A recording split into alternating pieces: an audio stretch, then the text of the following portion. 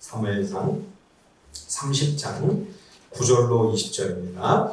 이에 다윗과 또 그와 함께한 600명이 가서 보솔시내에 이르러 뒤떨어진 자를 거기 머물게 했으되 곧 피곤하여 보솔시내를 건너지 못하는 200명을 머물게 했고 다윗은 400명을 거느리고 쫓아가니라. 무리가 들에서 애굽 사람 하나를 만나 그를 다윗에게로 데려다가 떡을 주어 먹게 하며 물을 마시게 하고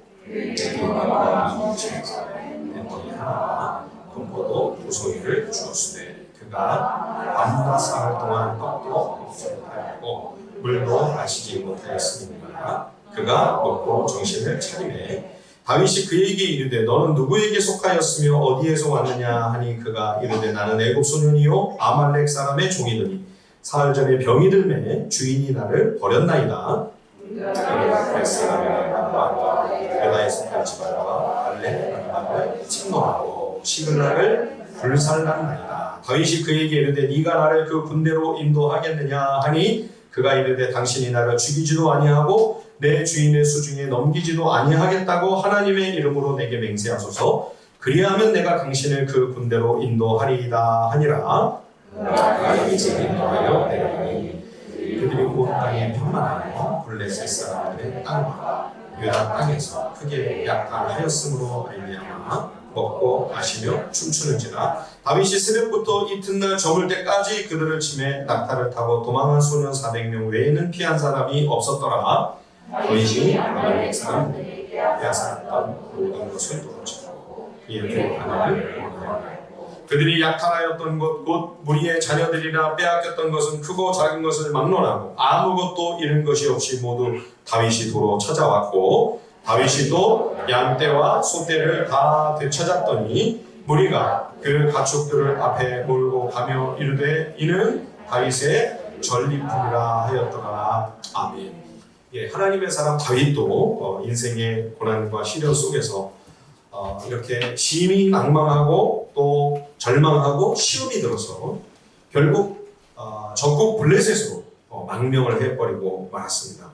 그가 영적으로 너무 침체가 되자 하나님께서 10여 년의 세월을 그야말로 그 하나님의 생명싸개 안에 고이 감추어 두셔서 사울의 손으로부터 지키고 보호해 주셨음에도 불구하고 다윗의 마음속에 이제 곧 내가 사울에게 붙들려 나와 이 모든 무리들이 완전히 싹쓸이가 되어버리고 말겠구나. 그런 두려움, 그 마음을 덮쳐왔던 것입니다. 그러나 다윗이 두려움과 공포 속에서 영적으로 심히 낭만한 가운데 판단한 그 상황은 실제 현실과는 상당히 거리가 있었습니다. 당시 사울의 실제 형편은 어떠했습니까? 이제 사울의 운명이라니 점점 가까이 다가오고 있었습니다. 블레셋과 이스라엘 사이에 전면전이 발발하게 되면 이제 사울은 전사를 하고 사울 왕조는 급격히 몰락하게 되는 거죠. 사울 왕의 시대가 얼마 남지 않았습니다. 종치고 막 내릴 날이 점점 가까이 다가오고 있었던 것이죠. 그런데도 마음에 두려움이 가득했던 다윗이 볼 때는 사울이 너무나 건재한 겁니다. 사울 왕국이 여전히 견고한 것이죠. 그래서 그 나라는 끄떡없는 것처럼 보이고 오히려 다윗과 다윗의 무리들이 멸망할 때가 다가오게 된 것처럼 그렇게 생각이 든 것이죠. 이제 하나님의 진노, 하나님의 심판의 때가 임박했는데 다윗은 그렇게 판단이 된 것이 아니라 거꾸로 실제 현실과 실상과는 정반대에 어긋난 생각으로 전혀 아닌 판단과 선택을 결정을 내려버리고 만 것입니다. 우리의 생각이 이렇게 완전히 잘못 짓고 있을 때가 얼마나 많은지 모릅니다. 우리 인간의 눈, 인간의 판단과 결정이라고 하는 것이 얼마나 부족하고 연약하고 얼마나 허술한지요. 얼마나 허점이 많은지요. 하나님의 사람 다윗이라고 해도 이렇게 오판을 하는 거죠. 사무엘 선지자도 큰 정말 중차대한 판단착오를 할 뻔했던 적이 있었죠. 하나님께서 사울을 이제 내치시기로 결정하신 다음에 이새의 집으로 선지자를 보냈습니다. 이새의 집에 가서 그 아들 중에 사울을 뒤이을 왕제가 거기 있으니 그에게 기름을 부어 이스라엘 2대 왕으로 삼으라 명령하셨죠. 그래서 이새의 집으로 가서 막내 아들 다윗은 거기 오지도 않았는데, 막내를 부르지도 않았죠. 그래서 처음에는 이새의 장남 엘리압이 딱 나타나니까 사무엘이 당장 그의 체격과 그의 외모를 보고 그냥 겉모습에 완전히 반해버렸습니다. 아, 이 사람이 사울을 뒤이어 왕이 될 자구나. 일어나 급히 기름을 부으려고 하는데 하나님이 사무엘을 제지하시죠. 너 겉모습만 보고 판단하지 말아라. 내가 이미 그를 버렸다. 거기에 하나님이 엘리압을 버렸다는 단어가 나옵니다. 사울 왕을 버리셨다라고 하는 똑같은 말이 거기 나오는 거죠. 아니, 이 젊은 청년이 무슨 짓을 했길래 하나님이 버리셨는가? 그런데 정말로 얼마 뒤에 이스라엘과 블레셋의 전쟁이 벌어졌을 때 골리앗 앞에 나가 막내 동생 다윗이 맞서 싸우겠다고 하니까 이 다윗을 엘리압이 다짜고짜 무시하고 윽박지르고 멸시하고, 이런 엘리압이 묘사되어 있죠. 그죠? 만약 이 사람이 사울을 뒤어 왕이 되었더라면 어쩔 뻔했습니까? 큰일 날 뻔하지 않았겠습니까? 그렇죠? 그러므로 여러분, 인간의 판단, 내 생각, 내가 보는 관점, 내가 보는 시점, 그것이 얼마나 약점과 빈틈이 많은가. 하나님 앞에서 겸손히 인정해야 합니다. 그래서 하나님의 도우심이 필요한 것이죠. 그렇기 때문에 우리가 그냥 내 생각대로 급하게 어떤 결정을 하고 서둘러서 어떤 판단을 내리지 않도록, 선택을 하지 않도록, 제가 늘 부탁드리죠. 중요한 결정일수록 시간을 오래 끄십시오. 하나님이 기도하는데도, 응답을 구하는데도 말씀을 안 하시고 대답이 없으시면 여러분 그냥 두십시오. 미적거리셔도 괜찮습니다. 급히 하나님이 말씀 안 하시는데도, 허락을 안 하시는데도 급히 내가 하려고 했다가 사울이 불순종을 하고 왕의 자리에서 쫓겨난 건 아닙니까? 그렇죠? 그럴 때는 여러분 멈추세요. 내버려둬도 괜찮아요. 하나님이 대답하실 때까지 기다리십시오, 여러분. 그래서 중요한 판단과 결정과 선택일수록 하나님의 지혜와 하나님의 도우심, 하나님의 은혜를 기다리며 구해야 하는 것이죠.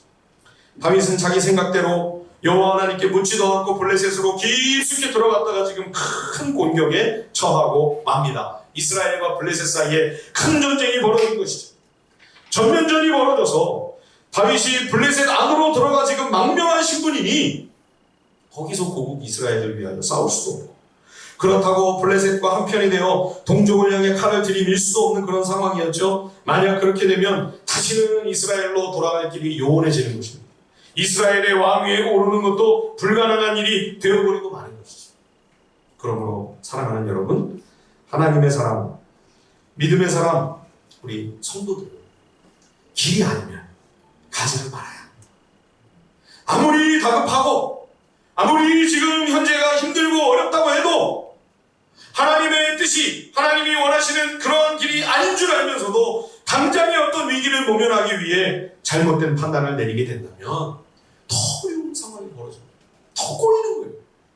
편안해지고 문제가 해결되는 것이 아니라 더 어려운 함정에 빠져서 지금 다윗은 여기서 옴짝달싹할 수도 없는, 자기의 힘으로는, 자기의 능력과 지혜로는 발을 뺄 수도 넣을 수도 없는 지금 그러한 정말 위태로운 상황에 처하게 되는 것이죠. 여러분, 주님 앞에서 이 길이 아니다 그러면 여러분의 여러 선택의 옵션에서 아예 제외를 시켜놓으십시오. 이거는 아예 생각조차 할 바가 아니다. 아예 발길을 들여놓지 않으시는 것이 가장 복되고 유익한 길입니다. 지금 다윗은 어떻게 자기 힘으로는 운신을 할 수가 없는 그러한 정말 함정에 빠진 거죠, 완전히. 그런데 이때 하나님께서 기가 막힌 도움의 손길로 이 절체절명의 위기에서 다윗을 건져내십니다. 가드왕 가겠으면 다윗을 신뢰함으로 당연히 블레셋의 한편이 되어서 이스라엘과 싸울 것을 기대하고 있었습니다. 그런데 블레셋의 다른 지도자들이 다윗을 어떻게 봅니까? 만약에 전쟁터에서 갑자기 얘네들이 돌변해가지고 이스라엘 편에서 우리를 배신하고 우리와 맞섰다면 우리는 이 전쟁에서 치명적인 타격을 입게 된다. 당신은 다윗을 믿을 수 있을지 몰라도 우리는 다윗을 못 믿겠다. 돌려보내라. 예. 그래서 아기스가 너무너무 아쉬워하면서 다윗에게 미안해하면서 다윗을 시글락으로 돌려보내죠. 다윗이 막 진지 아기스한테 자기가 싸우러 나가고 싶은데 지금 이 사람들이 그냥 말리는 바람에 못 나가는 것이 너무 안타까운 그냥 진지 화를 내면서 시글락으로 돌아왔지만 마음속으로는 크게 안도했어요. 얼마나 다행한 일인가. 하나님께서 때를 따라 도우시는 은총을 베풀어서 이렇게 피할 길을 주시고 빠져나갈 수 있는 길을 허락하셔서 이 함정에서 하나님이 다윗을 구해 주셨습니다. 얼마나 감사한 일입니까? 사랑하는 여러분, 하나님은 당신의 사랑하는 자녀들을 잊지 않으시고 여러분들이 힘들고 어려울 때 하나님의 도움이 필요할 때 하나님께서 반드시 손 내밀어 주실 줄 믿습니다. 하나님은 우리가 감당할 시험만 허락하십니다. 그리고 감당할 수 없을 때는 너무너무 연약해서 도저히 못 버틸 때는 하나님께서 반드시 피할 길을 주십니다. 다윗은 안도하며 시글락으로 돌아왔을 것입니다. 이제 된다. 한숨을 쉬면서 시글락으로 왔는데 돌아와 보니 눈앞에 벌어진 이 절망적인 상황에 모두가 다 망연자실할 수밖에 없었습니다. 다윗과 남자들이 이 전쟁 때문에 성을 잠시 비운 사이 후전적인 아말렉 족속이 이 시글락을 침노하여 모든 소유를 전부 약탈해가고 이 여성과 아이들은 노예로 만들어가지고 팔아버리고 전부 끌고 가고 그리고 성읍에 다 불태웠어요. 시커멓게 다 타버린 재만 눈앞에 보일 뿐 남은 것이 아무것도 없는 그런 상황이었던 거죠. 돌아오고 잿더미만 있는 거예요. 그 좁은 이스라엘 땅에서 다윗이 여호와 하나님 한 분만 의지했을 때는 아무리 사울이 그 많은 병력을 데리고 날마다 샅샅이 이스라엘 전국을 뒤지면서 다윗과 아둘람 공동체를 찾았을지라도 십수년의 세월 동안 이런 위기가 단 한 번도 없었습니다. 그렇죠. 다윗이 이 산에 있는데 사울이 바로 앞에 있는 산까지 쫓아온 적은 있었습니다. 그래서 이제 좀 있으면 잡히는데 하나님이 전쟁을 일으키셔가지고 사울의 군대를 철수하게 만드시잖아요. 또 아둘람 공동체가 숨어있는 그 굴에 사울이 직접 들어와가지고 모르고 거기서 낮잠을 잔 적도 있었죠. 그래서 사울을 죽일 수도 있었는데 온난 살짝 되지 않았습니까? 그 정도의 위기는 있었지만 이렇게 약탈을 당하고 노략을 당하고 사람들이 다 포로로 끌려가고 이런 적은 십수년 동안 단 한 차례도 없었어요.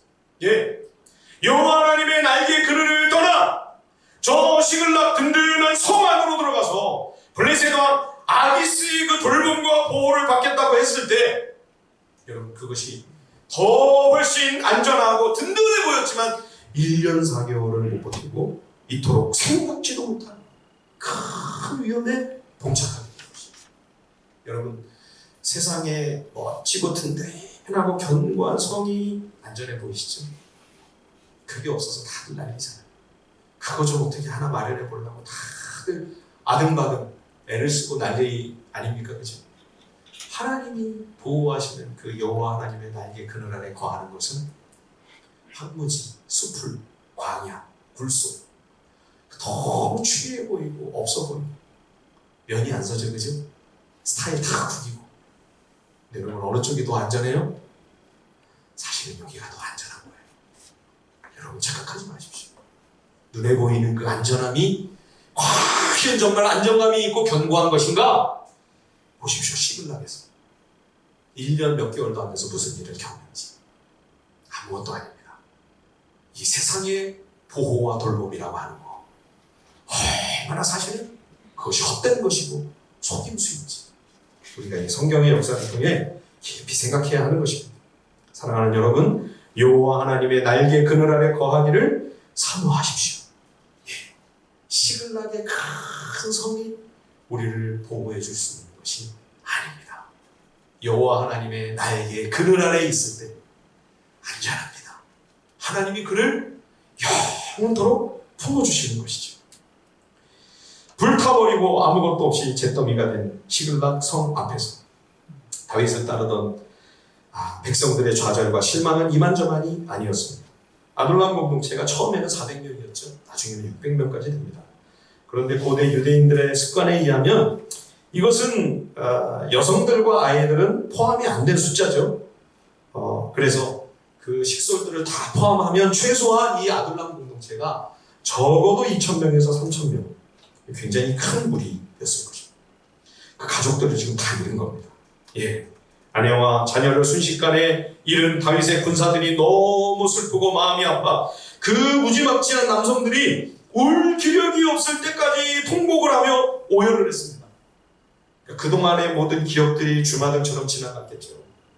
그 가족들을 이끌고 굴 속에, 그리고 수풀과 황야와 광야에 여기저기 전전하면서 고생을 시켰던 그 안타깝고 아픈 추억들이 다 함께 복받쳐 올라서 감정은 추스르지 못하고 그냥 다 슬피고 너나 할 것 없이 애통한 것입니다.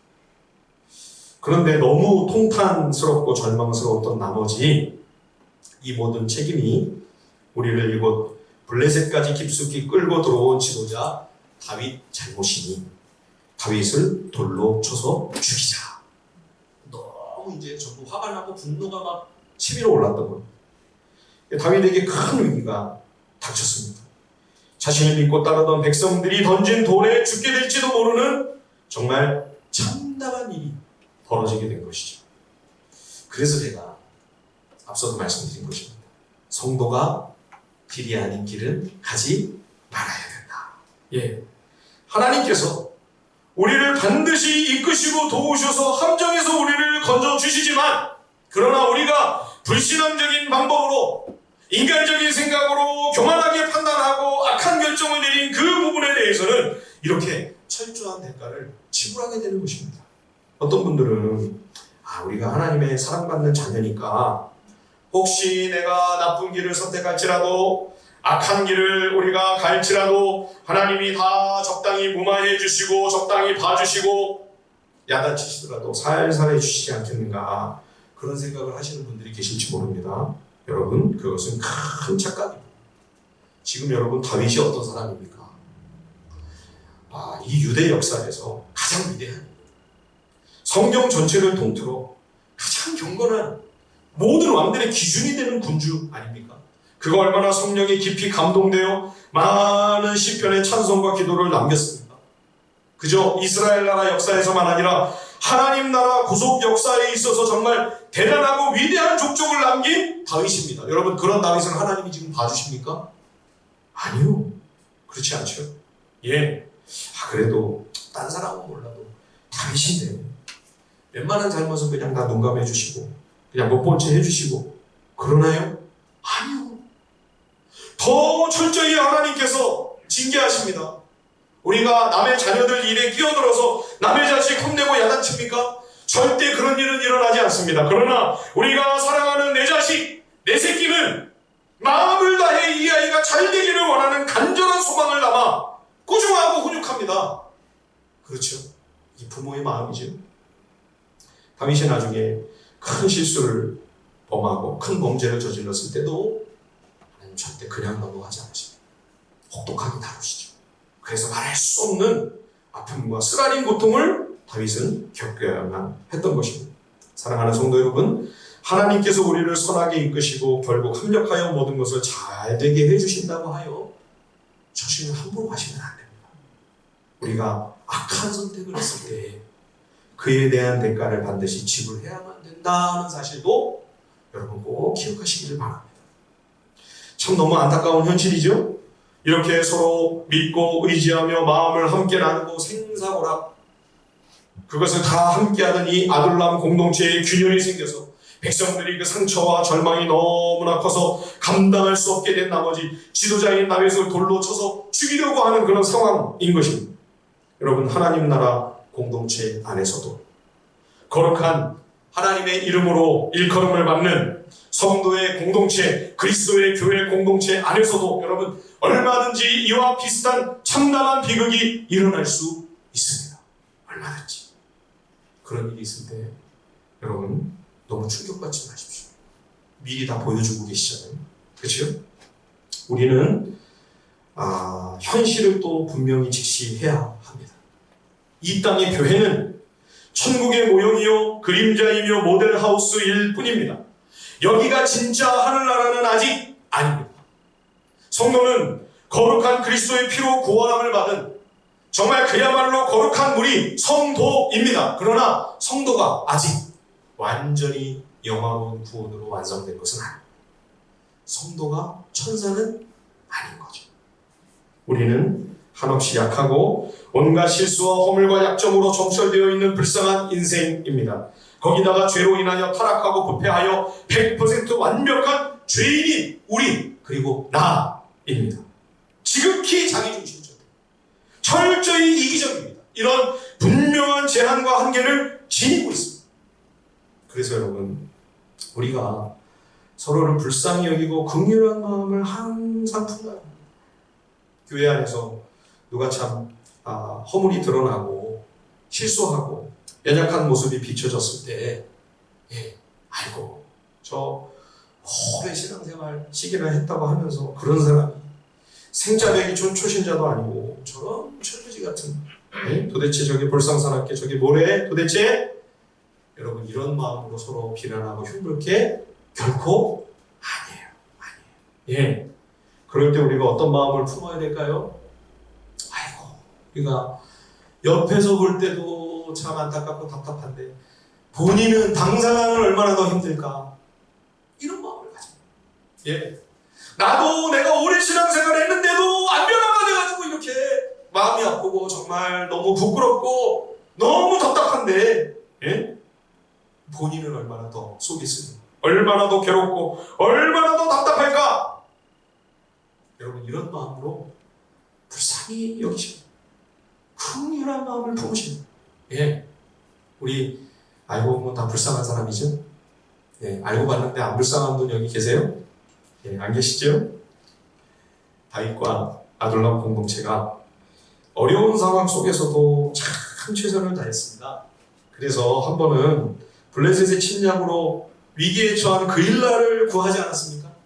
그래서 그일라, 거기는 이제 성으로 이렇게 둘러싸여 있어서 그 성 안에 들어가 다윗과 아둘람 공동체가 오랜만에 이제 거기서 쉬고 있는데 그 소식이 사울의 귀에 들린 거예요. 사울이 너무 좋아하는 거예요.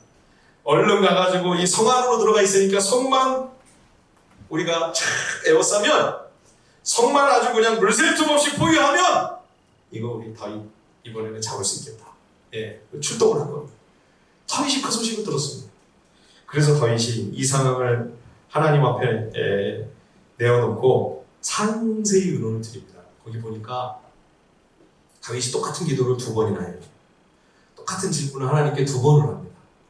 하나님, 우리가 이 어려운 상황에서도 정말 사울의 칼에 언제 우리도 죽을지 모르는 그런 와중에도 이 성을 구해 주었는데, 만약 사울이 군대를 이끌고 와서 성을 에워싼다면 이 그일라 성 사람들이 우리를 사울에게 넘겨줄까요? 이렇게 하나님께 질문을 하는 거죠. 이 그일라 사람들이 자신들을 구출해준 생명의 은인인 우리를 그래도 지들만 살아남겠다, 사울 왕의 손에 우리를 넘기려고 할까요? 2번을 묻습니다. 왜요? 그럴 리가 없다. 아무리 그래도 우리가 그들의 생명을 구해줬는데 설마 우리한테 그러려고. 그런 마음으로 2번이나 하나님께 여쭤본 거죠. 그랬더니 하나님 뭐라고 대답하세요? 그일라 사람들이 너희를 사울의 손에 넘겨줄 것이다. 아니, 이 배은망덕한 이 나쁜 놈들, 이 배신자들, 구원한 거 다 취소. 막 멱살잡이 하고 해야 될까요? 아니요. 조용히 다윗이 아둘람 공동체를 데리고 그 성을 급히 떠났습니다. 왜냐하면 그것이 바로 죄인이기 때문입니다. 그것이 내 모습이에요. 우리라도, 나라도 그런 어려운 공경에 처하면 먼저 내 처자식 살리기 위해서라도 그런 불가피한 선택을 얼마든지 할 수 있는 것이죠. 죄인이기 때문에 우리는 그래서 서로를 긍휼히 여기고 불쌍히 여겨야 합니다. 죄인은 그저 사랑할 대상일 뿐입니다. 믿고 의지할 대상이 될 수 없습니다. 여러분, 사람에게 기대하지 마십시오. 사람을 기대하려고 하지 마십시오. 우리가 기대고 기대할 오직 유일한 한 분, 우리 주 예수 그리스도, 단 한 분뿐입니다. 분노와 절망에 사로잡힌 나머지 다윗을 치겠다고 돌을 집어든 이 아둘람 공동체의 백성들, 다윗이 마음속으로 상처받고 막 너무 서럽고 원망스러웠을까요? 예? 그래서 막 같이 맞서서 언성을 높이면서 막 다윗이 이들과 막 싸웠다면 어떻게 됐을까요? 화를 막 내면서 길길이 날뛰고 성질을 부리면서, 아니 힘들고 어려울 때 아둘람 굴에 와가지고 나한테 기대고 의지할 때는 언제고 이제는 그 돌들로 나를 쳐서 죽이겠다고? 어디 한번 쳐봐라 쳐봐라 쳐봐라! 그랬으면 어떻게 됐을까요? 예, 쳤겠죠. 다윗은 죽었을 겁니다. 그 자리에서 사망했을 겁니다. 다음날 아침 조간신문에 다윗이 돌에 맞아 사망, 그렇게 아마 나왔을 겁니다. 그런데 믿음의 사람 다윗이 이 어려운 시련 속에서요, 여기서 이제 다윗이 정신을 차립니다. 예, 그동안 깊은 영적 침체 가운데 떨어져서 1년 4개월을 시글락에 숨어있던, 아니 그 영혼이 음침한 그 영적 나락의 불 속에 들어가 있던 다윗이 이 절체절명의 위기에서 드디어 정신을 차리고 이제 그가 다시금 일어나 하나님을 찾습니다. 다시 하나님의 얼굴을 구하고 하나님을 의지하며 하나님을 바라봅니다. 사울 왕은 블레셋과의 전면적인 전쟁이 벌어지자 심히 절망하고 낭망한 나머지 누구를 찾아갔나요? 영매를 찾았습니다. 신접한 주술가를 찾아 악한 어둠의 그 영의 힘과 능력으로 앞으로 벌어질 일들을 점치려고 했죠. 그러나 위기의 순간에 다윗은 멀리 떠났던 그의 마음 중심을 하나님께로 다시 돌이킵니다. 그래서 하나님께 기도하며 시글락 성을 치니 아말렉 족속을 즉각 우리가 추격하면 따라잡아 저들을 잡을 수 있겠습니까? 하나님께 여쭙는 거죠. 그러니까 돌을 들어서 다윗을 당장 죽여버리겠다고 씩씩거리고 있는 그 무리들 가운데서 그 중앙 한복판에서 다윗이 그들과 막 싸우고 막 이렇게 한 게 아니라 모세처럼 거기서 하나님 앞에 납작 엎드린 거, 하나님 앞에 기도하는, 하나님 어떻게 하면 좋습니까? 이제라도 우리가 쫓아가면 저들을 잡을 수 있을까요? 하나님 말씀하십니다. 추격해라, 잡을 수 있다. 내가 저들을 네 손에 붙여주마. 정신을 차리고 보니까 그 징계와 위험과 위기 속에서도 하나님의 큰 은혜가 와서 머물러 있는 겁니다. 그게 뭐죠? 처자식이 다 살아있잖아요. 다윗이 아말렉을 쳤을 때, 아둘람 공동체가 아말렉을 쳤을 때 어떻게 했겠습니까? 아말렉을 하나님은 항상 다 진멸하라고 하셨잖아요. 그쵸? 만약에 아말렉이 시글락에 와가지고 저놈들이 우리를 진멸했는데 그러면서 싹 다 죽여버렸다면 어떻게 됐을까요?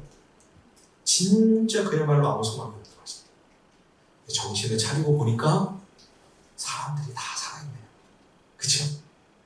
하나님은 징계 속에서도 항상 환난과 어떤 정말 소망이 없어 보이는 그런 절망적인 환경이 우리 앞에 있을지라도 여러분, 하나님은 진노 중에도 언제나 긍휼을 잊지 않으십니다. 우리가 정신을 똑바로 차리고 하나님께 집중하고 하나님의 음성에 귀를 기울이고 하나님을 바라보고 다시 하나님께 초점을 맞추면 여러분, 그 소망의 길이 보입니다. 동서남북 사방이 다 막힌 것 같아도 그러면 하나님은 위에서 길을 열어주십니다. 그 길이 있는 것이 보이는 거예요. 드디어. 예. 그래서 다윗이 즉각 함께 출동합니다. 급속 행군으로 이 아말렉을 추격하기 시작하는 거죠. 얼마나 급히 가는지, 걷는 이 행군 속도가 거의 걷는 게 아니라 구보로 그냥 뛰어가듯 한 것 같아요. 그러다 보니까 주력 부대의 이 속도를 쫓아가지 못하고 낙오하는 병력이 속출했습니다. 할 수 없이 뒤에 뒤처진 이 200명을 부솔 시내가에 남겨두고 400명만 전쟁터로 나가는 겁니다. 예. 무리하게 이 200명을 다 억지로 무조건 끌고 가려고 하는 것이 아니라, 예, 이 연약한 지체들이 도저히 감당치 못하자, 아무리 지금 상황이 급하고 아무리 이 전쟁이 엄중할지라도 다윗은 전력의 3분의 1을 과감하게 포기하고 200명을 남겨두고 나머지 3분의 2의 병력만 끌고 싸움터로 가는 거죠. 이게 여러분 쉬운 결정이 아니었습니다. 이 전쟁이 지금 그냥 전쟁입니까? 예. 지금 뭐 모든 백성들의 가족의 목숨이 지금 생사가 오락가락하는 결코 질 수 없는 싸움이거든요. 그렇죠? 그런데도 다윗은 이 200명을 무리하게 승리를 위해 희생시키지 아니하고 그래도 이 200명을 먼저 챙기고 배려하는 거죠. 백성들 중에는 못마땅해 하는 사람들이 있었습니다. 3분의 2에 속한 군사들이 이 못 쫓아오는 200명을 보면서 원망하는 거죠. 네? 불편한 마음이 있는 거예요. 아니 지금 때가 어느 때인데 저러고 있나. 그죠? 그래서 나중에 적들을 쳐서 큰 승리를 거두고 아말렉이 그냥 뭐 온갖 때만대를 노력을 하고 약탈을 하면서 엄청난 전리품을 가지고 있었거든요. 그걸 이제 다 다윗과 아둘람 공동체가 소유하게 된 거죠. 그랬더니 그 3분의 2의 군사들 중에 저 싸움에 참여하지 아니하고 뒤쳐져 있던 낙오한 200명을 전리품을 나눠주지 말자. 이렇게 된 거죠. 다윗은 단호하게 반대합니다. 그럴 수 없다. 싸움에 참여한 400명이나 싸움에 참여하지 못한 200명이나 똑같이 이 전리품을 n분의 1로 나눈다. 왜요? 전쟁은 400명의 군사들이 얻은 승리가 아니라 하나님께 속한 것이고 하나님이 주신 승리의 선물이니 600명이 모두 함께 똑같이 이 하나님의 은혜를 감사함으로 나눠야 한다. 이게 하나님 나라 공동체죠. 아마 세상이라면 회사라면 사회이고 기업이었다면 달랐을 것입니다. 이 일 한 만큼 보수를 받고 못했으면 보수가 없고 그렇죠? 그런데 하나님 나라의 원리는 그렇지 않습니다. 내가 아무리 수고하고 땀을 흘렸을지라도 내가 아무리 애쓰고 피눈물을 흘려가며 벌어들인 것이라 할지라도 하나님이 모든 상황과 환경과 건강을 그 모든 여건과 조건을 허락해 주지 않았다면 내 힘과 내 노력과 내 지혜만으로는 이거는 불가능한 일이었습니다. 그래서 우리가 아무리 크고 선하고 좋은 열매를 얻는다 할지라도 우리는 이것이 전부 고스란히 내 것이다 이렇게 주장할 수가 없어요. 예, 이것은 하나님의 선물입니다. 그래서 거기서 물론 내 것도 취하지만 그러나 그 일부를 더 연약하고 더 힘들고 더 어려운 처지에 있는 형제 자매들과 그 은혜의 선물을 나누는 것이 하나님의 사랑이고 그런 공동체가 하나님 나라 공동체지. 네. 지난 2, 3년 동안 참 교회들이 어려움을 많이 겪었습니다. 우리 동서울로회에도 한 108개 정도 교회가 있거든요. 우리 동서울로회에만. 근데 그 108개 교회 중에 거의 정확하게 절반 53개 교회가 저희처럼 이렇게 상자에 세를 들어있는 월세를 내야 되는 교회입니다. 그러니까 다 어렵겠지만 그래도 아무래도 세를 내야 되는 교회들이 더 힘들겠죠? 그래서 우리 동서울로회에 속한 큰 교회들이요 지난 2, 3년 동안 무슨 일을 했는가 하면 절기에 나온 헌금을 노회로 다 갖고 왔어요. 무슨 초대교회인 줄 알았어요. 네, 거액의 헌금을 이거 큰 교회에서 절기헌금이니까 얼마나 많겠어요. 몇 천만 원 되는 그런 금액을 노회로 가져와서 노회에서 이 53개 교회 월세로 힘들어하는 교회들을 나눠주십시오. 그게 1억 원이 넘게 들어왔어요. 그 재정. 그래서 지난 2, 3년 동안 8차에 걸쳐서 예, 8번에 걸쳐서 그 세 들어서 월세 내는 그 교회들을 50만 원씩, 100만 원씩 때를 따라서 예, 그거를 나눠줘요. 여러분 이게 하나님 나라의 원리죠. 약육강식, 승자독식 여러분 그것은 자본주의의 원리입니다. 바알 우상 숭배의 정신. 그러나 하나님이 주신 이 은혜의 선물을 감격하고 감사하면서 더 힘들고 어렵고 연약한 지체들과 그런 공동체와 함께 나누기를 원합니다. 기뻐합니다. 여러분 이것이 하나님 나라의 정신입니다. 예. 또 이 아둘람 공동체는요. 지금 천각을 급히 다투는 위급한 상황인데도 적들을 추격하는 와중에 버려져 죽어가는 이방인 노예 하나를 그냥 지나치지 아니하고 이 청소년의 목숨을 구합니다. 그래서 이 정신을 차린 이 소년이 알고 보니까 아말렉의 모든 정보를 다 가지고 있는 거예요. 그래서 이 큰 전쟁에서 엄청난 혁혁한 승리를 거두게 된 이 계기가 이 청소년, 이 작은 소자 하나의 목숨을 구한 그 일이 계기가 된 거죠. 예. 여러분, 어떻게 이렇게 다급하고 시간이 쫓기는 상황에서 이 소년을 구조하는 이런 일을 할 수가 있었을까요? 무슨 그 신약의 선한 사마리아인의 비유에 나오는 것 같은 그런 아름다운 이야기가 아닙니까, 정말? 예. 왜냐하면 다윗의 아둘람 공동체가 바로 그러한 정신으로 이제까지 왔기 때문에 사울 왕국과 다윗의 아둘람 공동체는 다 정말, 예, 사울 왕국은 어떻게 했나요? 그 왕국에 보탬이 될 만한 힘이 있는 자, 힘센 자, 싸움 잘하는 사람, 예, 우리에게 유익이 되고 보탬이 되고 이익이 되는, 우리에게 꼭 필요한 그런 사람들만을 찾아다니면서 그런 사람들을 다 발탁을 하고 등용을 했어요. 그 사울 왕국이, 그렇죠? 그런데 아둘람 공동체는 거꾸로죠. 예, 아무 도움이 안 되는 사람, 영 보탬도 되지 않아. 오히려 그가 옴으로써 공동체에 부담이 되고 짐이 되고 힘이 없고 약한 이들이 다 하나씩 둘씩 찾아왔습니다. 그런데도 그 사람들을 하나도 내치지 아니하고 전부 다 받아준 곳이 아둘람 공동체였습니다. 그렇기 때문에 전쟁을 하러 지금 출정을 하는 이 긴박한 상황에도 죽어가는 이 한 생명을 그냥 지나치지 못한 거죠. 예, 사울에게 그렇게 쫓기고 있어요. 언제 죽을지 모르는 상황에도 그래도 배신을 당하면서도 그 일나성을 구원한 것이 아니겠습니까? 여러분, 인간적인 눈으로 보면 사울 왕국이 잘 되고 강성하고 번성하겠습니까? 아둘람 공동체가 잘 되겠습니까? 인간적인 생각으로 보면, 세상적인 가치관으로 판단을 하면 당연히 여기가 잘 되고 여기는 찌그러지고 망해야죠. 그죠? 그런데 사무엘하 3장 1절에 보면 세월이 지나고 시간이 자꾸만 지나는데 그러면 그럴수록 다윗의 집은 점점 더 흥왕하고 사울의 집은 갈수록 약해져 간다. 예, 여러분, 이것이 하나님이 하시는 일입니다. 교회를 크고 강하게 만들기 위하여 여러분, 힘있고 유력한 사람들, 이런 분들만 우리가 모셔와야 될까요?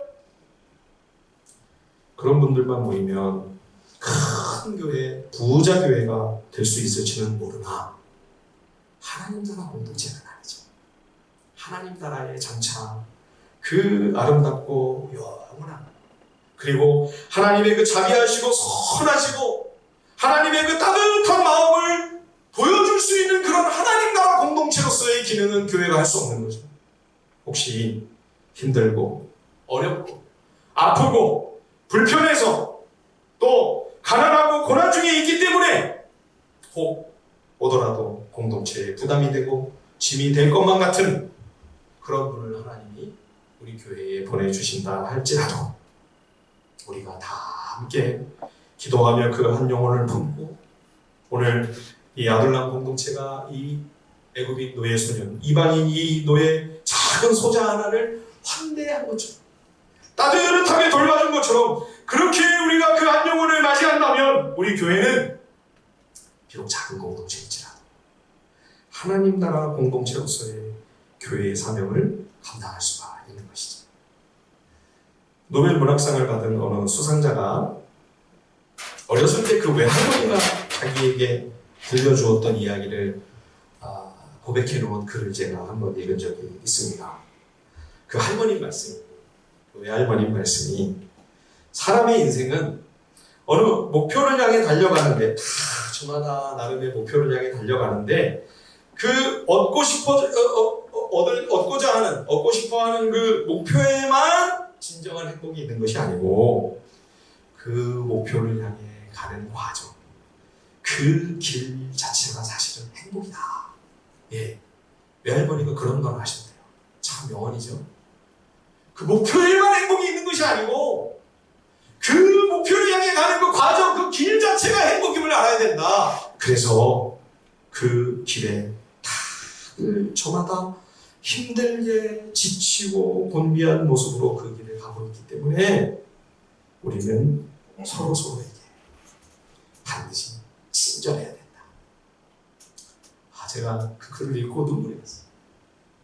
다 힘들게 그 길을, 그 과정을 가고 있기 때문에 서로에게 그래서 친절해야 한다. 예. 한 영혼을 함대하고 서로 불쌍해요. 그리고 서로에게 친절한, 그래서 함께 어렵지만 팍팍하고 각박한 세상이지만 그러나 이 안에서 같이 주님의 사랑과 은혜를 나누며 행복을 누리는 공동체가, 그런 공동체라면 하나님 나라 공동체가 아니겠습니까? 바라기는 우리 하늘비전교회가, 모르겠습니다. 저는 우리 교회가 뭐 커지고 뭐 이렇게 그런 소망은 저는 마음에 잘 안 생깁니다. 예, 제 그릇이 또 너무나 작고 부족해서. 그러나 간절히 소망하는 것은 우리 하늘비전교회 공동체가 하나님 나라 공동체가 됐으면 좋겠어요.